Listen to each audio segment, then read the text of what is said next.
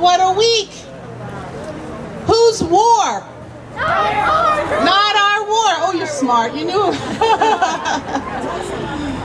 Say after me. Epstein, Epstein, Epstein. Epstein, Epstein, Epstein. You should read all about us. It's costing us $1 billion a day, hey, but we have no money for Medicaid or SNAP or affordable health care tax credits. Gas prices are up. Prices of so many things are up.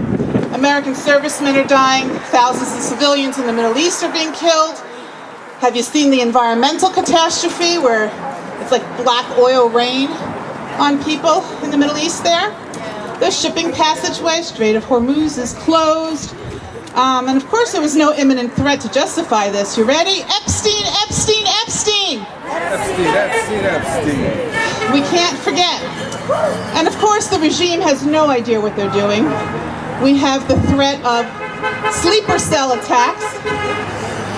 And I think we've already had a sleeper cell attack in Michigan. The New York Times drew widespread criticism for its headline less than 6 hours after the attack on the synagogue in Michigan on Thursday. They wrote, Temple Israel was founded in 1941, dedicated to the formation of a Jewish state. That was their headline. So a synagogue with a preschool is targeted, but the New York Times has to remind readers that it's dedicated to the formation of a Jewish state. No context about the Holocaust and why it was there. Some journalists say that's the equivalent of, well, what was she wearing? So when a synagogue and a preschool are attacked, the essential fact is that Jews were targeted. Some people are actually calling it an Israeli synagogue. It's the largest Reform temple in America. So it's basically, you Zionists, you deserve it. I love Jess Craven. I don't know how many of you follow her. She's a activist, progressive activist. She wrote, there have been an explosion of both anti-Semitism and anti-Muslim hate. What's wrong with that sentence? Does anybody know what's wrong with that sentence? It's all anti-Semitic. Why didn't she say anti-Semitism and Islamophobia? Why didn't she say anti-Jew hate and anti-Muslim hate? So she says anti-Semitism, and this is the problem. I don't think she meant anything by it, but our vocabulary has infiltrated us. It's like whitewashing and normalizing it. Oh, there's a rise in anti-Semitism. You know, we've talked about anti-Semitism for years. It doesn't pack the same punch as Jew hatred. Anti-Zionism is a global anti-Israel hate movement with the goal of Jewish statelessness and vulnerability.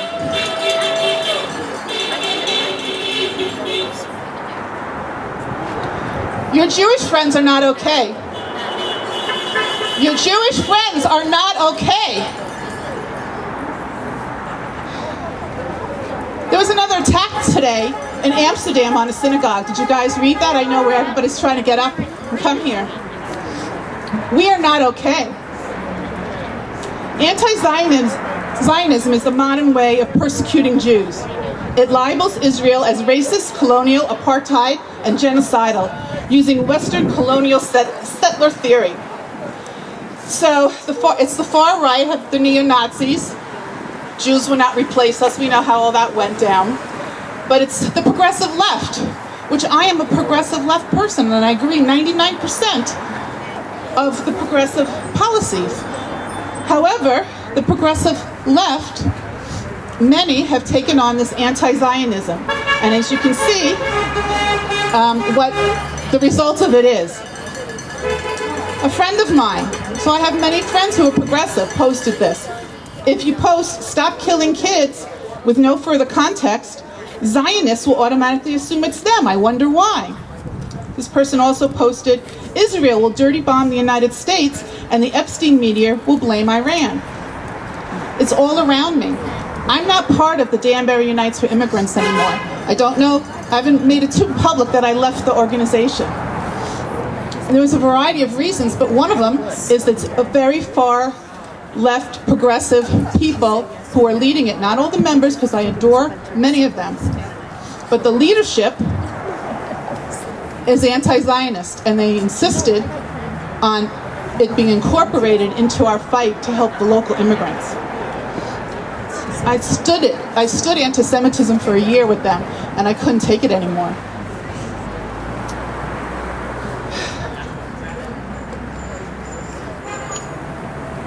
So, the Anti-Zionist Project, I read this morning in the Atlantic, of ending Israel's existence as a Jewish state implies killing, subjugating, or re-exiling more than half of the world's Jewish population. Half of the Jews live in Israel. The other half mostly live in America and then spread around other countries. And there's no nice way to accomplish that goal. Animosity towards Jews will accompany almost every effort to try and almost every effort to justify the trying. Anti-Jewish feeling, whether white nationalist, Islamist, or left progressive, is not always violent, but it's always a resource for violence. Democrats and liberals have tended to take the view that the far-right anti-Semites, well, those are vile neo-Nazis, whereas our anti-Semites bring exciting new energy to our party. I hate it when I agree with David Frum, who's a centrist, lean right, but he's a never-Trumper. I haven't talked about this issue much, and a lot of Jewish people I know have not fought this movement the way we should have. We've not been bold enough, and I, for one, am determined to change that. And so, I'm sorry to make it personal, but 2 synagogue bombings should be a wake-up call. We are not okay, your friends. So we keep fighting. But what are we fighting for? We're fighting for a living wage. We're fighting for guaranteed health care. We're fighting for the right to join a union. We're fighting for the right to vote, the right to choose when and how and whom you share a family, the right for your family to live free from gun violence. These are the foundations of freedom, according to Robert Reich, which of course is probably a lot more. How about the right to clean air and water? Should we have that? The right to education. How about the right to truth? What's the truth anymore? But we keep fighting, and more of us are rising up, so I thank you for coming every week. This is our 54th consecutive rally. Woohoo! 54! When we get to 3 digits, you'll lift me off the floor, right? But we do have a special topic today, the power of singing resistance. I'll introduce our speaker in a moment, but first some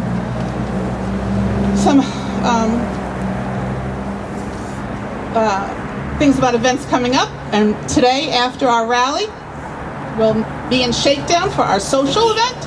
I hope you can all join us through 2 o'clock. So we'll relax, commemorate our first year together. We have door prizes.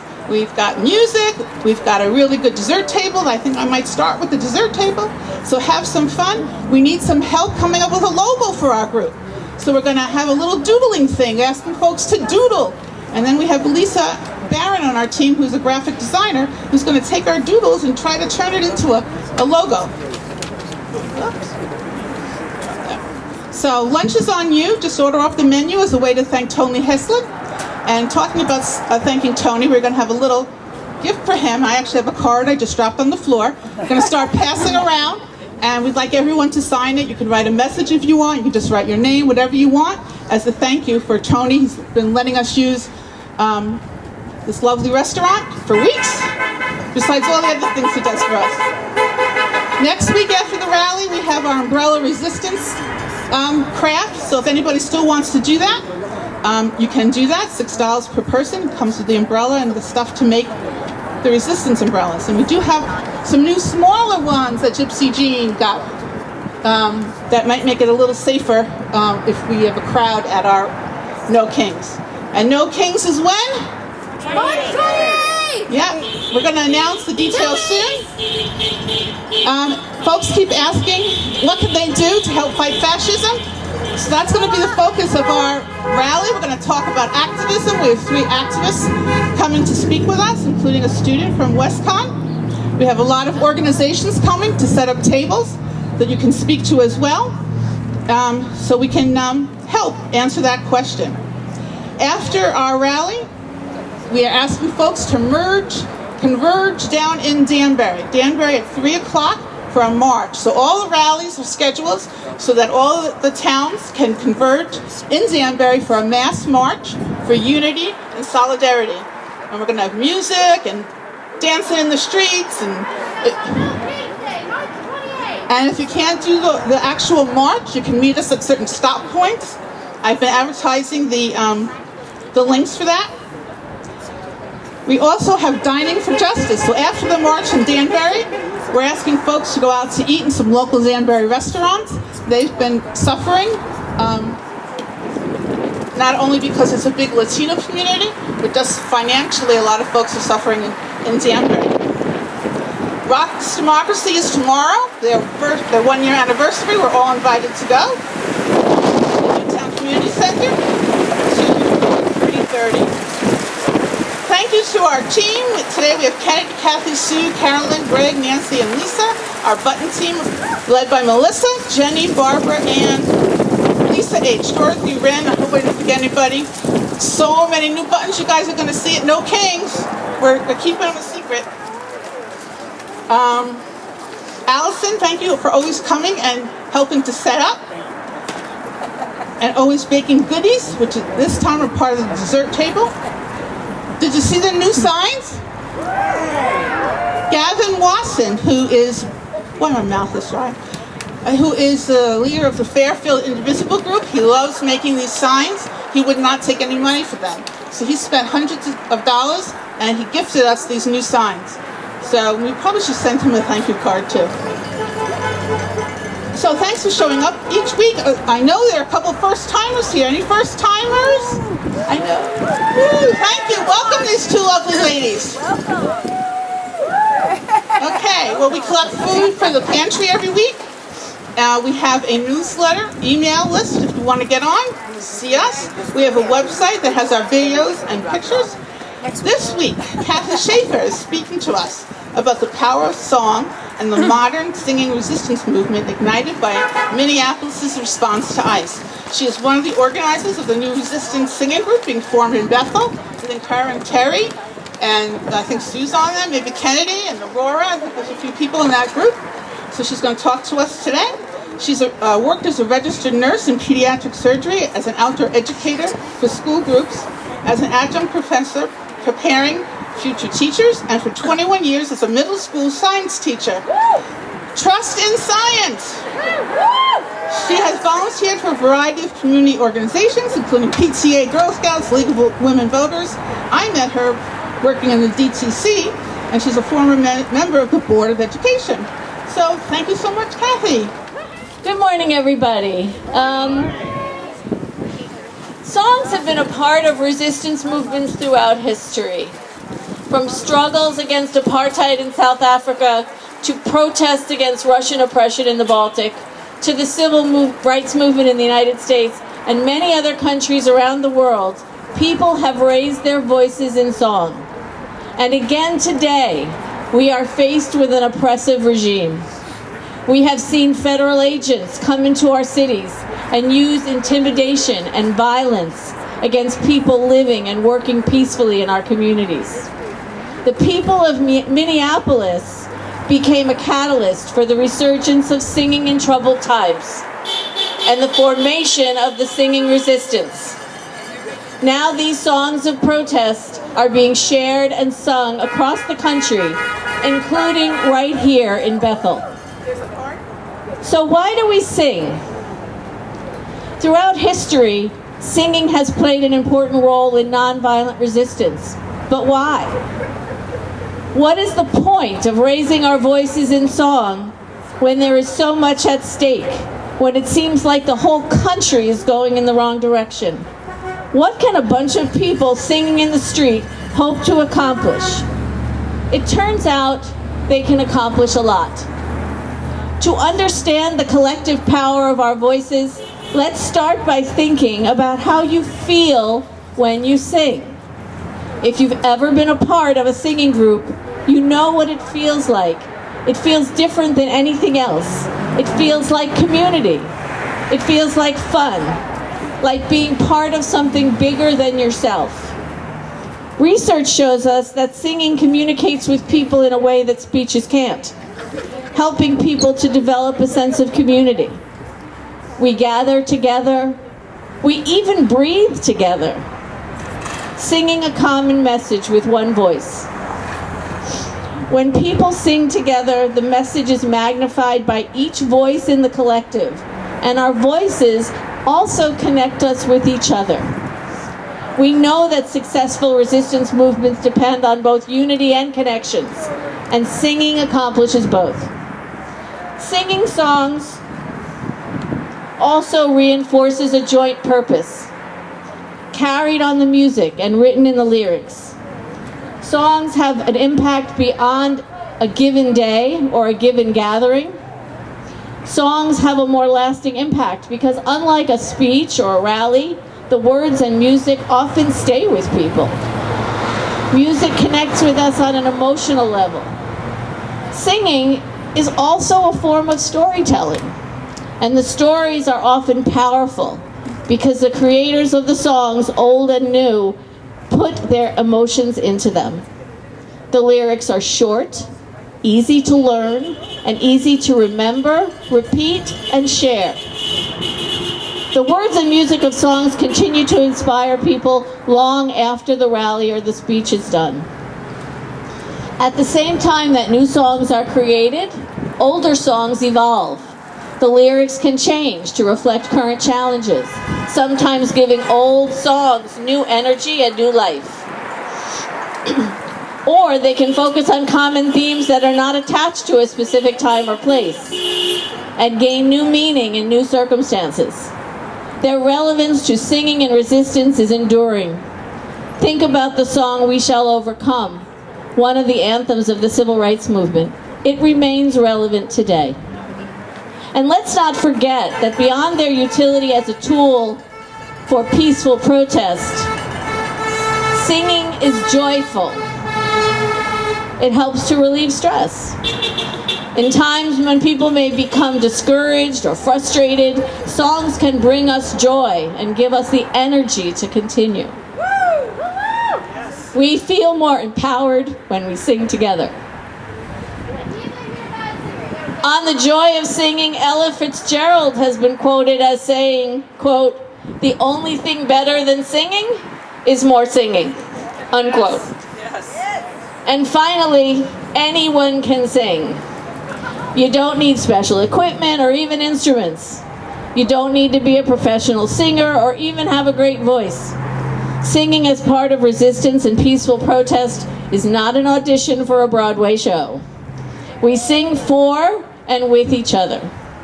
People don't hear individual voices, but they do hear the beautiful sound of all of our voices singing together. Many years ago, Joni Mitchell released a live album called Miles of Aisles. On it, she performed the song Circle Game. The important part of this story is not the song, but her introduction to it. Here's what she said, quote, "Let's sing this song together, okay? This song doesn't sound good with one lonely voice. It sounds good with more voices on it, the better, and the more out-of-tune voices, the better. It was made for out-of-tune singing, this song," unquote. Protest songs are also made for as many voices as possible, including out-of-tune voices. So next time you have the opportunity to sing at a rally like this one, don't be shy. Let your voice add to the music and the message that the group is creating. Let your voice be a part of the joy and the energy and the power of song. Take a page from the folks in Minneapolis and all around the country and be a part of the singing resistance. And let's start now. Let's sing a song together. And when we sing, let's imagine that we are joining voices, not just with each other standing here in this moment. Imagine that we are singing with everyone throughout the country and throughout history against injustice, singing for compassion, for peace, and for unity. I'd like to now invite the rest of our singing group up here today. Terry, Kennedy, Sue, if you can. Who else is here today to help us sing together? And I'm going to turn the mic over to Terry so she can lead us in this song, which is easy to sing. We're going to sing a song that came out of Minneapolis. It's called Who's Got the Power? Louder.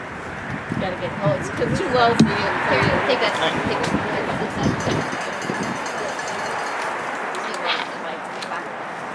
All right, we're going to sing a song called Who's Got the Power? And this song came out of Minneapolis. It's straightforward with a call and repeat, and then there's a short a chorus, and I think you'll get the idea of this shortly. All right? Here we go.